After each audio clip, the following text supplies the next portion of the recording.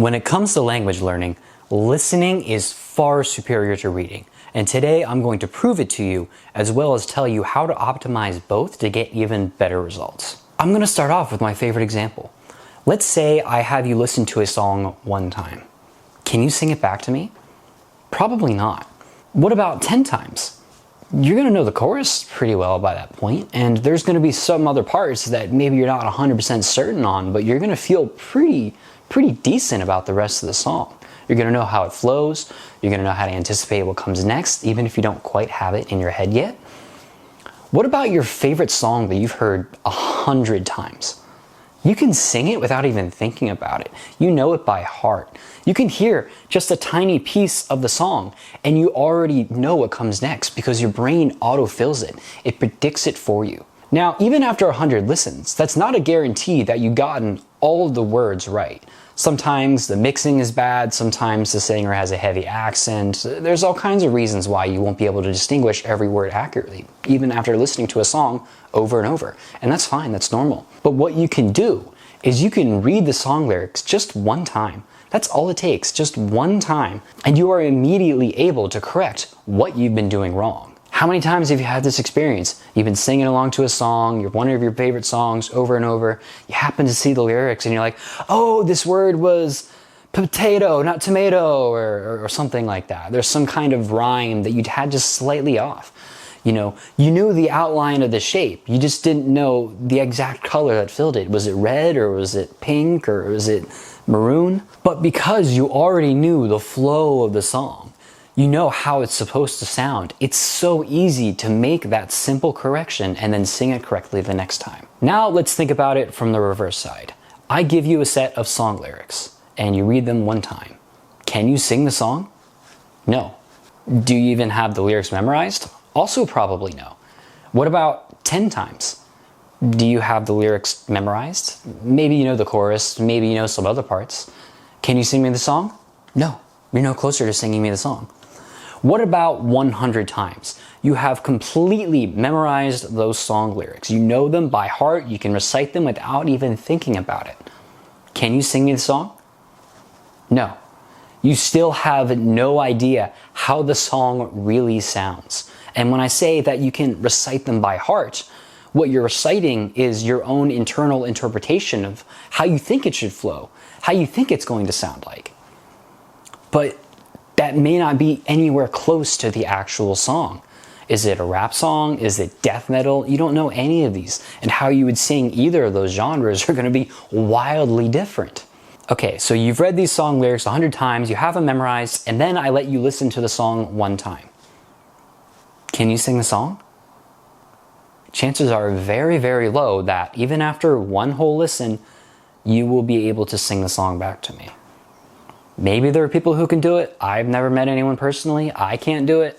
Even after 10 listens, still not a guarantee that you'll be able to sing the song for me accurately.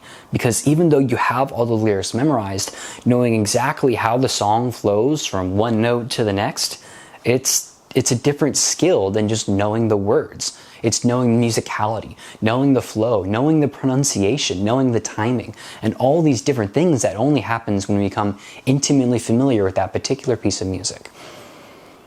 Now here's the thing.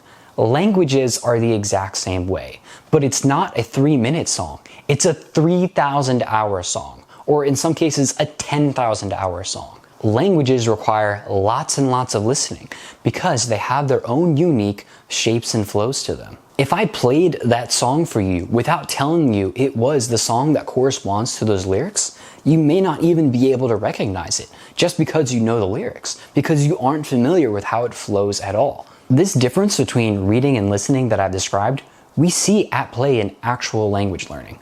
Let me further the example. You've memorized the song lyrics after reading them 100 times, but I don't tell you which song is for, and I start playing random songs. Are you going to be able to tell which is the right song right away? What if I play just a tiny piece of the song? You still won't be able to autofill that. There's no way that you can autofill which lyrics these songs belong to until you've done lots of listening to that song over and over. If we port this analogy over to language learning, and by the way, it's not a hypothetical situation, it actually happens. You can be doing lots and lots of reading and picking up vocabulary words, thinking, oh wow, I read all these texts, I learned 5 new words today, I learned 5 new words yesterday, I already remember what they are. You can hear these words in conversation, but because you're not actually sure exactly how they're pronounced, you may not even realize those are the exact same words that you just learned because your brain isn't able to draw the connection between them. So on one hand, you increased your vocabulary. On the other hand, you didn't increase your actually useful vocabulary by reading. This is one of the drawbacks of reading, and this is why one of the reasons listening is so much better than reading when it comes to language learning. Now, don't get me wrong. You need to do both listening and reading when it comes to language learning. But the difference between them is that listening has almost entirely all pros and maybe just 1 or 2 small cons to it. Whereas reading has a bunch of pros as well, but a bunch of cons. And one of the biggest cons is that example that I just gave. Just because you memorized a word by reading it does not mean you'll be able to recognize it or use it in actual conversation. For example, if you've never heard Leicester City pronounced properly, how many people are going to read it and think about it's pronounced in a completely different way? Of course, you could say that's a completely unfair example because it seems to break the rules of English grammar itself. But languages do that all the time, and you only pick up on that if you actually listen to them rather than simply study them. Languages are not logical. They don't perfectly follow the exact sentence pattern of grammar that we study all the time in school. Now, a lot of the time it does, but often it doesn't, especially when it comes to slang or it comes to words that borrowed from another language, such as, hey, long time no see, which is directly borrowed from Chinese, 好久不见. So if you want to be able to understand a language being spoken to you and speak it back, you need to do lots and lots of listening so that when someone starts singing this song, you know what comes next. Your brain autofills that part for you. Now, like I said earlier, listening does have its own small drawbacks to it. And that biggest drawback is sometimes you just can't hear it clearly enough. Maybe the people are speaking too quickly or using vocabulary that's far too advanced for you. There's not enough comprehensible input, and all kinds of things like that can happen. However, even in those cases, you are still adapting to the flow of the language. Even if it's totally incomprehensible, you're a total newbie at the language and people are speaking at a very high level advanced pace, you're still going to notice how they start and how they finish their sentences, because those are the easiest things to pick out. Once you do lots and lots of listening, even to this incomprehensible level, eventually your brain will identify patterns. You'll start being able to pick apart words. You have no idea what any of those words mean or what they translate to, but you'll start to recognize when a word ends, when another word begins. And that is very, very useful because as you acquire vocabulary, you can naturally slot it into these patterns that your brain is already autofilling for you in your head based on all of this input. Of course, if you want to actually speak the language well, you need to do lots of practice on your own of actually speaking the language, but that's a different video entirely. Just don't get the wrong idea that listening alone will give you fluency. It won't. And as far as reading goes, like when it comes to the example of Leicester City, every time you read, you're doing something in your head called subvocalization, which means that you are pronouncing the words as you go along how you think they should be pronounced. If you don't already have a strong grasp on the phonetics of the language that you're reading, there's a very, very high chance you're going to be subvocalizing these incorrectly, which is reinforcing how you're going to hear that word when other people say it to, as well as your own ability to say it out loud yourself. There's no getting around that outside of just simply being very, very good at the language. It's going to happen to you. Technically, this kind of issue can even happen to listeners because early on in your language listening journey, you aren't able to accurately distinguish all the patterns that you're hearing. You aren't able to distinguish when one word ends and one word begins, and maybe the exact details of how to physically pronounce that word still elude you. So now, how can we combine reading and listening to get the best of both worlds? Well, like I said, predominantly you should be doing listening, but the drawback is sometimes you can't hear the words clearly. So that's where reading comes in.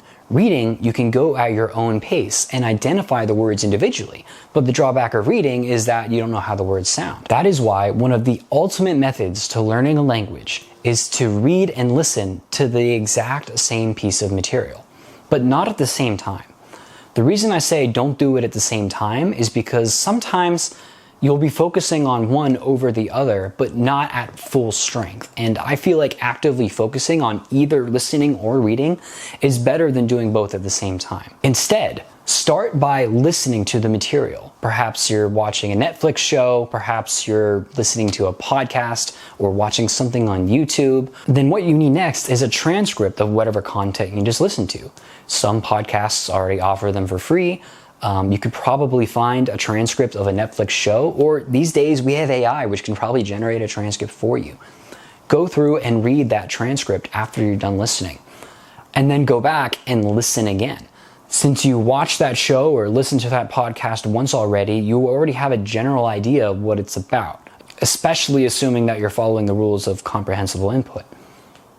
Now that you've read it, you have an even deeper comprehension of what that story is about. And so when you listen to it again, your brain is going to be able to adapt, maybe even helpfully predict some words as they come along and help pick out some of the words that you were unable to pick out the first time around. And then you listen to it again and again and again. When I started out studying Chinese, for me, this was part of my everyday routine. As I'm walking to classes, I would listen to a Chinese podcast. Later in the day, during lunch break or something like that, I would then read the transcript of that podcast. And when I walk home, I would listen to it again. And I would listen to that same podcast over and over until I can understand at least 95% of every word spoken in that podcast just by listening. I gotta say, that improved my ability to comprehend what I'm listening to far more than just simply listening to it over and over did, and far more than just reading will ever do. So there you have it. When it comes to learning a language, you need to be doing lots and lots of listening. Reading is great too. You should be able to read in your target language. However, it should not be your primary method of studying. But if you use the two together, synergistically, going over the same material like I described, believe me, your results will just go through the roof. Have a nice day. Until next time.